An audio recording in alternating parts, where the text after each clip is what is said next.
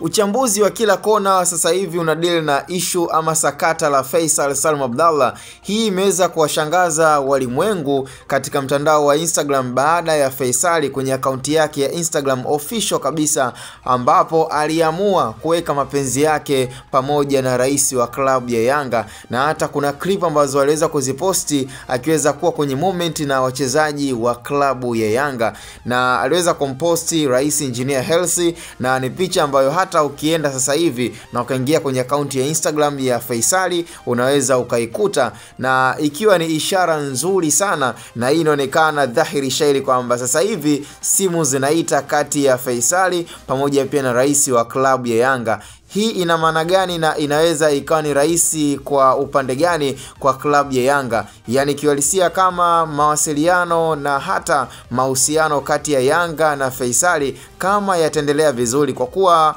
wameweza kumlea na wamehakikisha kwamba jina hilo ameweza kulipata kwenye klabu ya Yanga, inaweza ikawapa advantage kubwa sana, na kila mchambuzi anatoa advantage kwa klabu ya Yanga endapo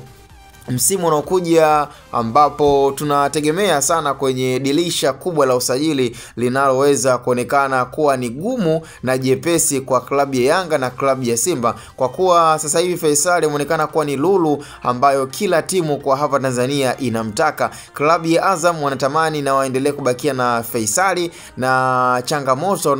wanaoikumba kwa sasa hivi ni klabu hizi kubwa ambazo zimekuwa pia zikitia changamoto na ujazo wa kutosha kuhusu dili la Faisal kuendelea kubakia kwenye klabu ya Azam. Sasa kwa klabu ya Yanga kwa hivi sasa inaweza ikawa ni nyepesi kama endapo wataendelea kutengeneza mazungumzo na mahusiano mazuri yatakaweza kumfanya Faisal amini kwamba nyumbani ni nyumbani na ana uwezo wa kurejea kwa kishindo na akapewa heshima kubwa kabisa ambayo alikuwa anapewa kipindi ambacho yeye alikuwa kwenye klabu ya Yanga, isipokuwa tu walikuwa wameshindwana kwenye swala zima la pesa, ambapo Faisal aliona kwamba mkataba aliokuwa ameusaini, alafu kuna wachezaji ambao wana perform in performance ambayo iko low, lakini yeye performance yake ni kubwa ila pesa yake anayoipata ni ndogo, japokuwa mkataba mwisho wa siku ukaja kumhukumu kwa sababu yeye ndo aliyesaini mkataba na si mwingine. Lakini kuhusiana na 100% ama advantage kubwa ambayo mpaka ameamua kumposti rais wa klabu ya Yanga, hii ni dhahiri shairi kwamba mpaka hivi sasa